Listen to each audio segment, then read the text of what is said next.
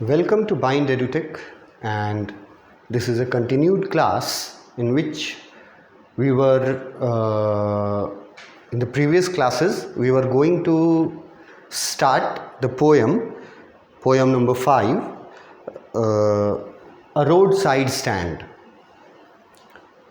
इसके हमने previous videos में कुछ लेक्चर्स हम लोग कर चुके हैं इस पोएम के बारे में. रिटन बाय रॉबर्ट फ्रॉस्ट के बारे में हम लोग पोएम से पहले ये जो टेक्स्ट का पार्ट है हमारा, यहाँ से भी हम लोग ये पढ़ चुके हैं about the poet Robert Frost के बारे में. और उसके बाद फिर रॉबर्ट फ्रॉस्ट के बारे में और भी जानकारियाँ मैं आपको दे रहा था अपने नोट्स से जो वहाँ दी गई हैं, उसके अलावा जिसमें हम लोगों को जो इम्पॉर्टेंट बात याद रखनी है वो है रॉबर्ट फ्रॉस्ट के पर्सनल लाइफ में जितना दुख तकलीफ़ उन्होंने झेला था, उस दुख तकलीफ़ को झेलने के बावजूद उन्होंने लिटरेरी वर्ल्ड ऑफ लिटरेचर में उन्होंने जो अचीवमेंट्स पाए, पर्सनल लाइफ में इतना कुछ सहने झेलने के बाद जो उन्होंने अचीवमेंट पाए, वो एक्स्ट्राऑर्डिनरी के कैटेगरी में उनको ला देता है. Extraordinary poet of 20th century. जैसा उनका पर्सनल लाइफ के बारे में भी मैं बहुत कुछ बता चुका हूँ आपको, ये वर्ड भी हम लोग पढ़ चुके थे. सच अ डिज़ास्टर, इतना लाइफ में उसका डिज़ास्टर था, पूरा लाइफ उनका स्पॉइल हो गया था, फिर भी उन्होंने लिटरेरी अपने आप को लिटरेचर के दुनिया में इतना ऊपर उठाया कि वो आइडल बन गए अमेरिका के, लिटरेरी आइडल रॉबर्ट फ्रॉस्ट. फिर उनके प्राइजेज़ के बारे में एक बहुत इम्पॉर्टेंट बात जो बताई थी कि 4 बार वो एकमात्र ऐसे पोएट हैं जिनको 4 बार पुलित्ज़र प्राइज़ दिया गया है. यहाँ बताया गया था 4 बार, और वो ईयर्स भी हम लोगों ने देखे हैं. उसके बाद हमने उनके लिटरेरी टैलेंट के बिगिनिंग के बारे में कुछ जाना था. प्रीवियस लेक्चर में यहीं पे इनके ख़त्म हुआ था हमारा कि स्कूल टाइम से ही, days of school, the talent blossomed word बता चुके थे कि डेवलप करना और फलना फूलना. तो ये जो लिटरेरी टैलेंट था पोएट्री का, ये स्कूल टाइम से ही ब्लॉसम्ड किया था, मतलब स्कूल टाइम से ही डेवलप्ड था उनके अंदर, वो फलता फूलता गया. फिर उनका एक poem my butterfly and elegy, इस पोएम के बारे में, जो उनका पहला पोएम था, समझो कि उसको उन्होंने बेचा था न्यूयॉर्क इंडिपेंडेंट नाम के मैगज़ीन को, जिसके बदले $15 उनको मिले थे उस समय. और वो इतने खुश हो गए थे, इलेटेड वर्ड प्रीवियस वीडियो में भी बताया है मैंने, एक्सट्रीमली हैप्पी. वो इतने खुश हो गए थे कि वो सीधा चले गए अपने गर्लफ्रेंड के पास इलिनॉय, और उसको उन्होंने प्रपोज किया और उन्होंने फोर्स किया अर्ली मैरिज करने को, और बाद में दे गॉट मैरिड ऑल्सो. तो वो जो पोएम था बटरफ्लाई एंड एलिजी, ये पोएम जो था, ये पोएम का ख़ास एक रोल है उनके लाइफ में. वो रोल आपको यहाँ पर बताया गया. उसके बाद यहाँ तक हम लोग पढ़ चुके थे. रॉबर्ट फ्रॉस्ट के एक और जो सबसे पॉपुलर पोएम्स में से रहा, वो पोएम, ये पोएम था stopping by the woods in a snowy evening. Stopping by the woods in a snowy evening, ये पोएम दिख रहा है आपको. ये रॉबर्ट फ्रॉस्ट के पोएम्स में से ये भी एक अलग, एक यूनिक जगह रखता है ये पोएम. और इस पोएम का टाइटल से भी आप इसको जज कर सकते हैं, समझ सकते हैं किस बारे में लिखा होगा. अगर आप वुड्स का मतलब निकालें, फॉरेस्ट, वुड्स जो है वो मतलब है उसका फॉरेस्ट। तो एक स्नोई इवनिंग में, मतलब एक ऐसा इवनिंग जब स्नोफॉल हो रहा हो, उस इवनिंग में, ऐसे एक स्नोफॉल वाले इवनिंग में वो फॉरेस्ट में रुकने की घटना पर एक पोयम लिखा उन्होंने, stopping by the woods in a snowy evening. ये पोयम भी बहुत खास रहा उनके लिए। लिखा है कि इस पोयम को ट्रांसलेट किया गया मोर देन 100 लैंग्वेजेस। ये अपने आप में अचीवमेंट है कि इस पोयम को 100 से ज़्यादा लैंग्वेजेस में ट्रांसलेट किया गया। आपके बुक में जो दिया गया है अबाउट द पोएट, उसमें ये तो बताया गया है कि he was one of the brightest poet of the 20th century. मतलब वो अमेरिका के आइडल थे 20th सेंचुरी में। तो अगर किसी व्यक्ति को इतना सफल, इतना गुणी बताया जा रहा है, तो उस व्यक्ति ने आखिर कुछ अचीवमेंट्स तो किए होंगे ना, जब उसको इसका ये इतना बढ़ा चढ़ा के उसके बारे में बताया जा रहा है। तो वो अचीवमेंट्स, कुछ अचीवमेंट्स मैं आपको एडिशनल रूप से और बता रहा हूँ, जो टेक्स्ट बुक में लिखे हुए बात को एक तरह से मैं आपको प्रूव करके दिखा रहा हूँ कि that is why he has been called one of the greatest poet of 20th century. कि उनका एक बुक,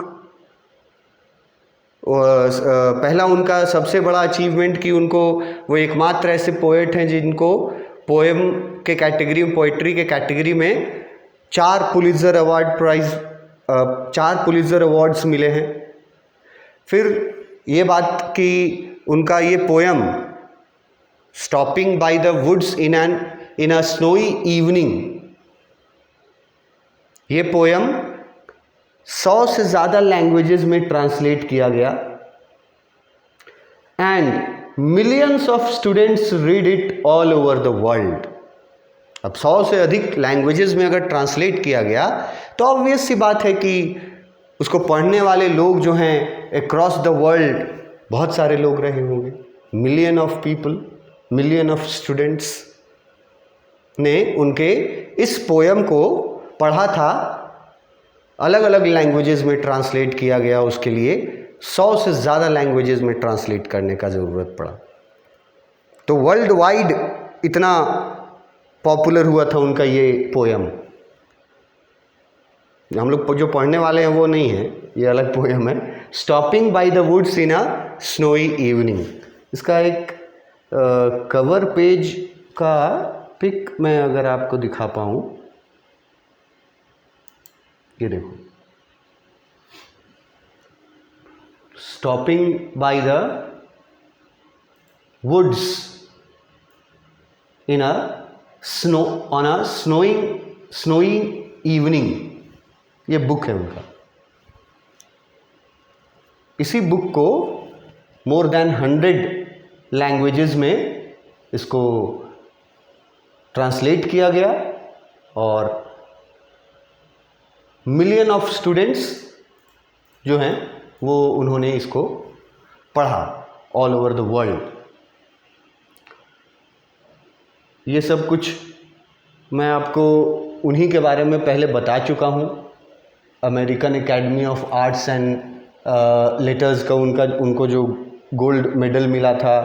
फिर ये वाला भी है अमेरिकन आर्ट्स एकेडमी का, ये भी उन्हीं के बारे में था। फिर ये हमारे रॉबर्ट फ्रॉस्ट रहे, और ये जो पिक्चर था ये था हमारा रोड साइड स्टैंड जो हम लोग अभी कर रहे हैं, उसके बारे में था कि रोड जा रहा है, उसके किनारे एक छोटा सा टूटा फूटा सा मकान, और उस मकान के सामने एक झोपड़ी सा बनाया हुआ एक शॉप समझ लो। वो तो अभी पोएम पे आएंगे वापस, अभी तो सिर्फ पोएट के बारे में जान रहे हैं। तो उनका इस पोएम के बारे में भी मैंने आपको वो कवर पेज दिखाने की कोशिश की कि मोर देन 100 लैंग्वेजेस में ट्रांसलेट हुआ और मिलियन ऑफ स्टूडेंट्स ने उसको पढ़ा ऑल ओवर द वर्ल्ड। ये सब बताया जा रहा है आपको about your poet Robert Frost. Robert Frost का पोएम आप लोग स्कूल लेवल पे भी पढ़े हैं, अभी हमको याद नहीं है कि किस क्लास में है, बट रॉबर्ट फ्रॉस्ट का पोएम स्कूल लेवल पे भी पढ़े हैं। उनके बारे में थोड़ा सा जानना ज़रूरी है, पर्सनल लाइफ के बारे में भी थोड़ा जाना मैं हम लोगों ने, और उनका जो प्रोफेशनल ये सब अचीवमेंट्स है इनके बारे में, बुक्स, उनके जो पोएम्स, फेमस पोएम्स हैं उनके बारे में। जो हमारा टेक्स्ट बुक है, टेक्स्ट बुक का पार्ट है, उसमें भी उसके कुछ पोएम्स दिए हुए हैं जिसमें देखो यहाँ लिखा हुआ है stopping by the woods on a snowy evening, और कुछ पोएम्स थे, they are few of his well known poems.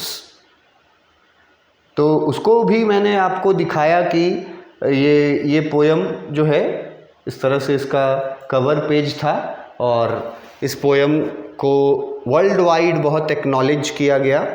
Millions of students read it in their own languages, so it has been translated into more than 100 languages. For centuries to come, Frost's name and works will remain enshrined. ये आपके poet के बारे में, Robert Frost के बारे में बोला जा रहा है कि अभी कई सेंचुरीज तक रॉबर्ट फ्रॉस्ट के द्वारा किए गए काम और रॉबर्ट फ्रॉस्ट का नाम और उनके द्वारा किए गए डिफरेंट वर्क्स, वो उनके बारे में एक बहुत अच्छा वर्ड यूज़ किया गया यहाँ, एनश्राइंड। ये कुछ ऐसे वर्ड्स में से है जो आपको हायर मार्क्स अचीव करने में मदद करता है, जो सब कोई यूज़ नहीं करता है अपने आंसर्स में। एनश्राइंड वर्ड कि उनका नाम और उनका काम जो है वो आगे कई सेंचुरीज तक याद रखा जाएगा विथ ऑनर, सम्मान के साथ याद रखा जाना। इसको एक वर्ड में यहाँ लिखा एनश्राइंड। तो ये उसके जगह पे एनश्राइंड वर्ड नहीं याद रहेगा, ये भी लिख सकते हो कि उनका रॉबर्ट फ्रॉस्ट का नाम और उनके द्वारा किए गए जो काम हैं उनको आगे कई सेंचुरीज तक बहुत सम्मान के साथ याद रखा जाएगा। अब इसमें जो एनश्राइंड वर्ड यूज़ कर लिया है स्टूडेंट, थोड़ा सा उसका मार्क्स तो डिफर ज़रूर करेगा। तो ये लिखा गया कि आने वाले कई सेंचुरीज तक उनका काम और उनका नाम जो है वो बहुत ऑनर के साथ याद रखा जाएगा in the minds of poetry lovers के लिए across geographies and cultural boundaries. इसका मतलब है ऑल ओवर द वर्ल्ड, यहां लिखे हैं वर्ल्ड वाइड। पोएट्री लवर्स के माइंड में रॉबर्ट फ्रॉस्ट का नाम और उनके द्वारा किए गए काम सम्मान के साथ याद रखे जाएंगे। पोएट्री लवर्स के माइंड में across the boundaries of cultural, across geographies and cultural boundaries, मतलब अक्रॉस द वर्ल्ड। तभी तो देखो उसका वो पोएम के बारे में जो बताया गया, स्टॉपिंग बाय द वुड्स वाला पोएम, जो कि मोर देन 100 लैंग्वेजेस में ट्रांसलेट किया गया। तो अक्रॉस द वर्ल्ड इनको याद रखा जाएगा आने वाले सेंचुरीज तक विथ ऑनर। पोएट्री लवर्स के द्वारा, ये लिखा गया। उसके बाद अब पोएट के बारे में एक छोटा सा पैराग्राफ और रह गया है, उनके अचीवमेंट्स के बारे में, पर्सनल लाइफ के बारे में, ये सब हम लोगों ने पढ़ा ऊपर। एक छोटा सा पैराग्राफ उनके बारे में और है। ये पैराग्राफ के में जो बातें लिखी हैं वो आपके टेक्स्ट बुक में जो दिया हुआ है अबाउट द पोएट उससे थोड़ी मिलती जुलती हैं। His simple style of writing, realistic depiction of rural area and constant reference to nature, ये तीन चीज़ें जो हैं, ये तीन समझ लो कि मुख्य इम्पॉर्टेंट फीचर्स हैं रॉबर्ट फ्रॉस्ट के पोएम्स में। सभी पोएम्स में जितना भी पोएम्स जो उन्होंने, उनका जो पोएट्री रहा है, वो पोएट्री को लोग ऑनर के साथ इसलिए सेंचुरीज तक याद रखेंगे क्योंकि उनका राइटिंग स्टाइल बहुत सिंपल था, उनका रूरल लाइफ का डिपिक्शन बहुत रियलिस्टिक है। इसका मतलब क्या हुआ? रूरल लाइफ मतलब ग्रामीण क्षेत्र का जीवन, ग्रामीण जीवन। एक अर्बन वर्ड होता है, एक रूरल वर्ड होता है। अर्बन मतलब शहरी क्षेत्र, रूरल मतलब ग्रामीण क्षेत्र। तो ग्रामीण जीवन को जैसे उन्होंने डिपिक्ट किया है, डिपिक्ट करने का मतलब होता है अपने शब्दों में जैसे उन्होंने दिखाया है। शो वर्ड, SHOW वर्ड होता है ना, दिखाना। तो ग्रामीण जीवन को उन्होंने बिल्कुल रियलिस्टिक तरीके से दिखाया है और उनका राइटिंग स्टाइल बहुत सिंपल, ग्रामीण जीवन को बहुत रियलिस्टिक तरीके से डिपिक्ट किया है अपने पोएम्स में। और कांस्टेंट मतलब हमेशा उनके पोएम में नेचर का रेफरेंस किसी न किसी तरीके से ज़रूर रहता है, नेचर का, प्रकृति का। इस पोएम में भी जब इनमें से देखना तुम कि कितना फीचर्स तुमको ये पोएम में मिलेगा। एक लंबा पोएम है, ये पोएम लंबा है, 4 पैराग्राफ्स बड़े बड़े हैं, 8-8, 10-10 लाइन के पैराग्राफ्स और बड़े बड़े लाइंस हैं।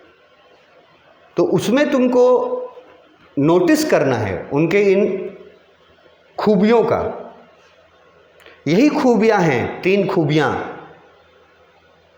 जिनके वजह से उनको पोएट्री लवर्स आगे आने वाले कई सेंचुरीज तक बड़े सम्मान के साथ, रिमेंबर विथ ऑनर,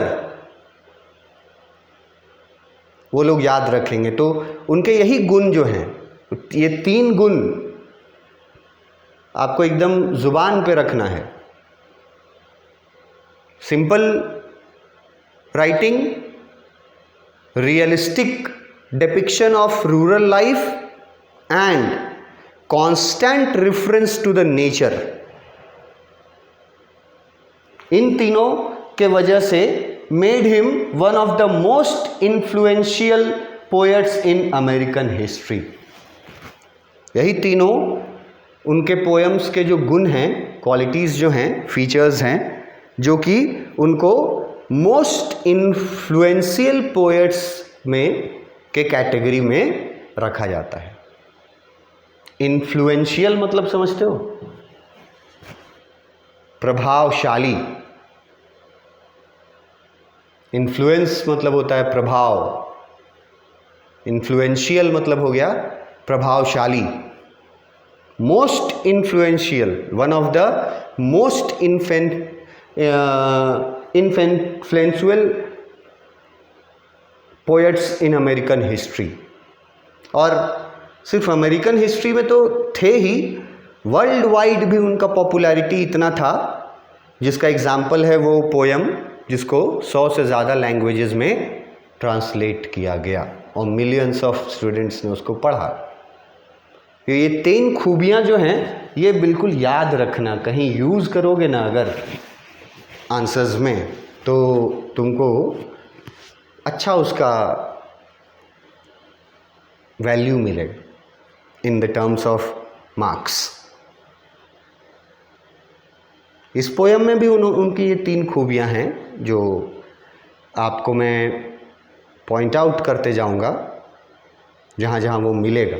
आप भी कोशिश कीजिए, जो लोग इस पोयम को पढ़े हैं, पोयम आपके सामने है, देखिए उसमें सिंपल राइटिंग का स्टाइल भी है, उसमें बहुत रियल डिपिक्शन है, रियल तरीके से दिखाया गया है ग्रामीण जीवन को, और नेचर का भी रेफरेंस मिलेगा उसमें आपको इस पोयम में भी। तो ये 3 चीज़ें जो हैं वो उनके वजह से इनको मोस्ट इन्फ्लुएंशियल पोएट्स के रूप में देखा जाता है। यहाँ तक हम लोगों ने अपने पोएट के बारे में पढ़ा, रॉबर्ट फ्रॉस्ट के बारे में बहुत सारे बातें पढ़े, यहाँ तक पढ़ा प्रीवियस क्लासेस से लेकर के। देखो कहाँ से हमने स्टार्ट किया था, यहाँ से हमने स्टार्ट किया था उनके बारे में पढ़ना। और इसके पहले हम लोगों ने टेक्स्ट बुक से भी उनका अबाउट द पोएट वाला जो सेक्शन है वो भी पढ़ लिया था। टेक्स्ट बुक में भी दिया अबाउट द पोएट, ये भी पढ़ लिया था हम लोगों ने।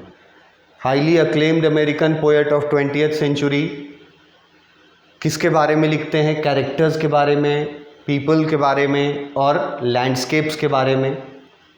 उनके पोयम अक्सर human tragedies, fears and complexities of life के बारे में होता है, और हमेशा वो दिखाते हैं पोयम में कि कैसे लोग अपने, जो पुअर रूरल पीपल हैं, वो लोग अपने बर्डन्स को एक्सेप्ट कर लेते हैं।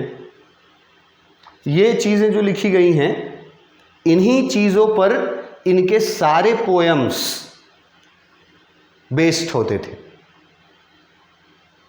उसमें नेचर का भी जिक्र होता था, उसमें रूरल पीपल और उनके रूरल लाइफ का बिल्कुल रियलिस्टिक डिपिक्शन होता था।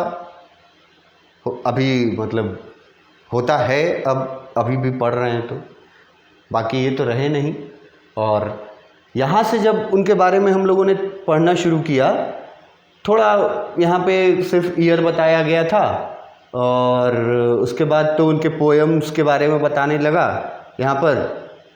उसके बाद फिर मैंने आपको अलग से उनके बारे में बताना शुरू किया, थोड़ा पर्सनल लाइफ के बारे में भी गए, उनके फादर के बारे में गए, कब उनके फादर का डेथ हुआ, कितने साल की उम्र में मदर का डेथ हो गया, कैसे उन्होंने अपने और अपनी सिस्टर का ख्याल रखा, एक मतलब सबसे बदहाल जीवन जीने के बावजूद कैसे उन्होंने अपने आप को संभालते हुए और लिटरेचर की दुनिया में इतना बड़ा मुकाम हासिल किया, 4 प्राइजेज़, वर्ल्ड रिकॉर्ड बना दिया।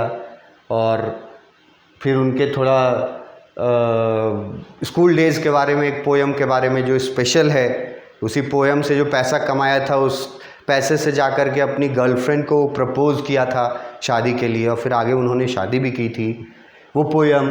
और फिर वो पोयम जो टेक्स्ट बुक में भी था, लेकिन ये नहीं बताया गया था कि ये पोयम इतना इम्पॉर्टेंट था कि इसको 100 से भी ज़्यादा लैंग्वेजेस में ट्रांसलेट किया गया, मिलियंस लोगों ने ऑल ओवर वर्ल्ड इसको पढ़ा, और उसको उनको रिमेंबर किया जाएगा थ्रू आउट सेंचुरीज़।